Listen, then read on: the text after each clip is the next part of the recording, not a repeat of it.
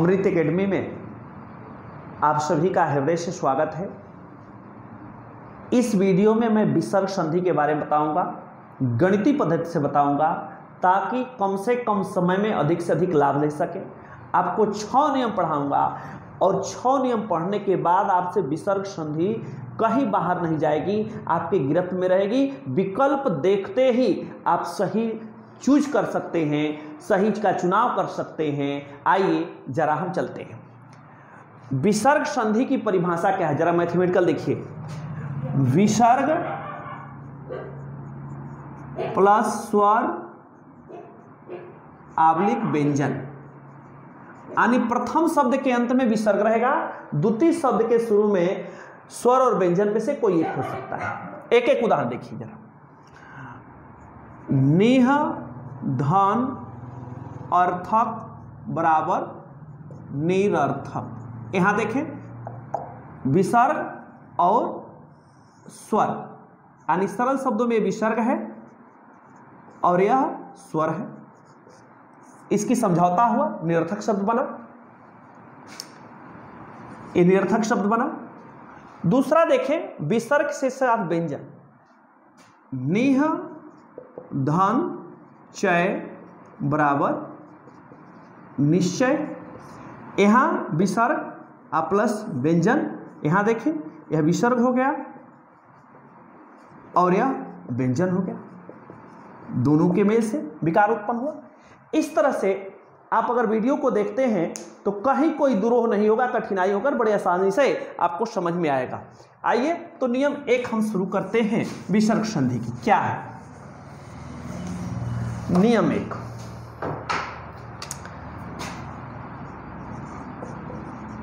नियम 1 क्या कहता है, जरा देखिए कि यदि विसर्ग के बाद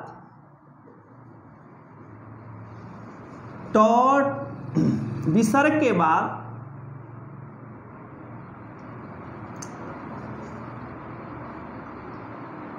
च छ हो, यानी विसर्ग के बाद च छ होगा। थोड़ा सा और हम इसको स्पष्टता के साथ आपके सामने रख रहे हैं। इधर से यदि विसर्ग के बाद च छ होगा तो विसर्ग जो है तालव्य स में।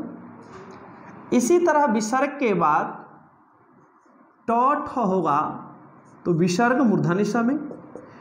इसी तरह विसर्ग के बाद त थ होगा तो विसर्ग दंती स में परिवर्तित हो जाता है। देखिए, यानी विसर्ग पहले रहे च छ रहे तो विसर्ग तालव्य स, विसर्ग पहले रहे ट ठ रहे तो विसर्ग मूर्धन्य स, त थ रहे और विसर्ग के पहले तो विसर्ग दंती स में परिवर्तित हो जाता है। जरा एक एक उदाहरण इसका देखें। नेह धन चय बराबर निश्चय। नेह धन छल बराबर निश्चल। यहां देखिए नेह धन ठुर बराबर निष्ठुर। दुह धन ट बराबर दुष्ट। आइए आगे देखिए, त थ हो तो निह धन तेज बराबर निस्तेज। वही धन थोडन बराबर वही थोडन। पूरी तरह से इस नियम को पालन कर रहा है। अगर थोड़े से देखेंगे तो शायद कोई भी इस नियम के तहत अगर आता है तो आपसे बाहर जाने वाला नहीं है।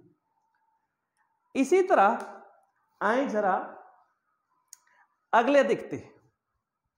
अब इसमें धनु हो धन टकार भी होता है, धनुष्टाकार भी होता है। अगले नियम में आपको देखिए जरा क्या है। नियम 2,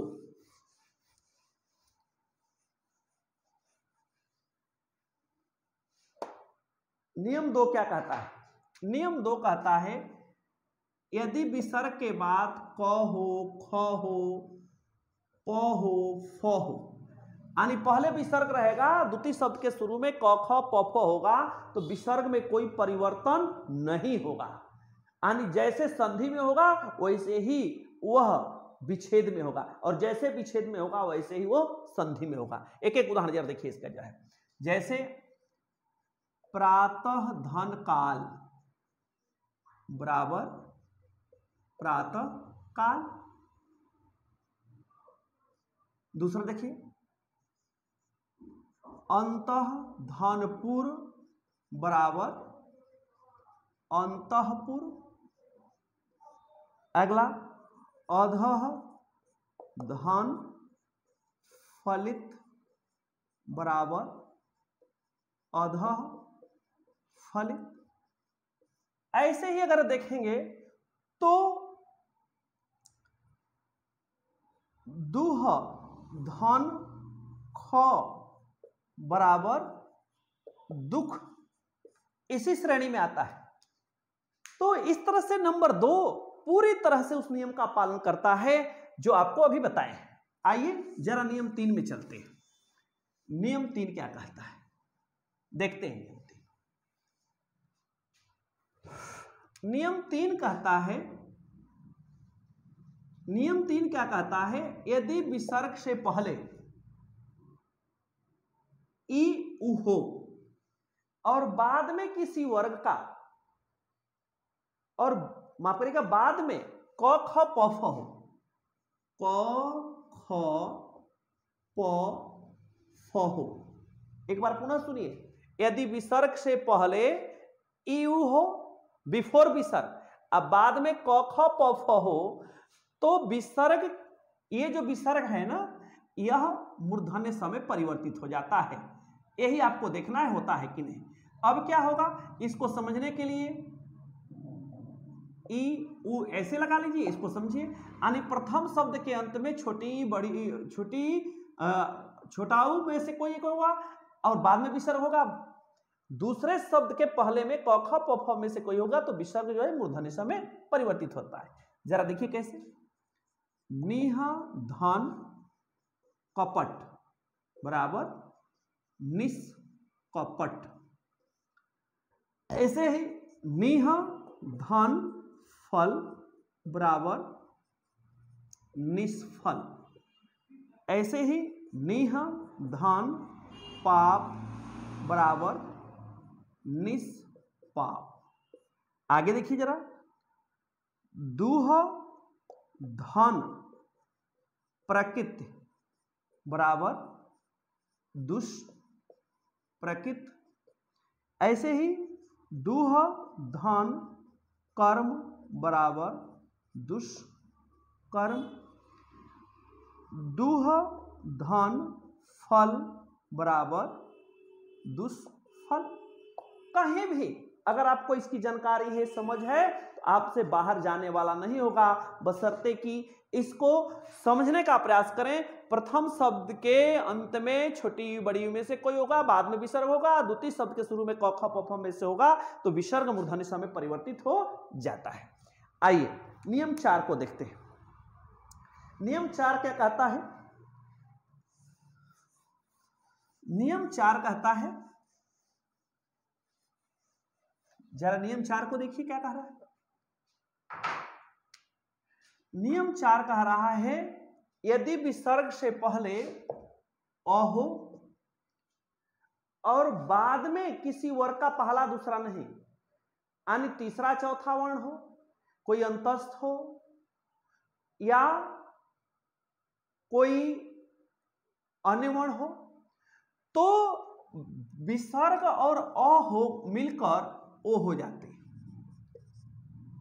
विसर्ग और अ मिलकर ओ हो जाते हैं। सरल शब्द में विसर्ग से पहले यदि यह हो, अब बाद में किसी वर्ग का तीसरा चौथा वर्ण हो, या य र ल व हो, या कोई उसवी व्यंजन हो, तो विसर्ग और अ मिलकर ओ हो जाते हैं। यही आपको देखना है। जरा इसके भी 4 उदाहरण देखिए।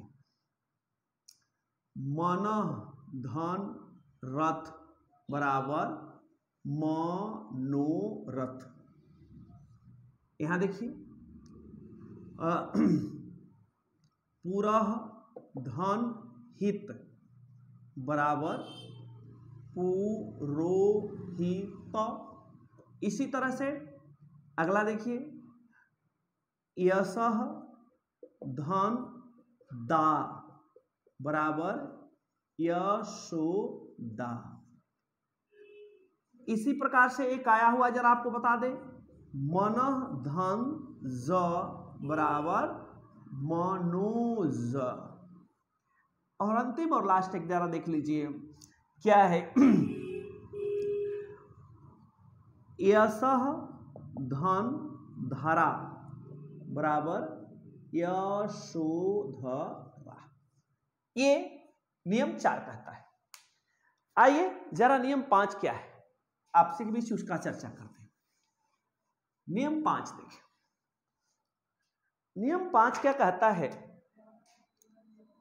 नियम 5 कहता है कि यदि विसर्ग से पहले कोई स्वर हो, अब बाद में किसी वर्गीय व्यंजन का तीसरा चौथा वर्ण हो, या कोई अंतस्थ वर्ण हो, कोई ऊष्मी वर्ण हो, या कोई स्वर हो, पुनः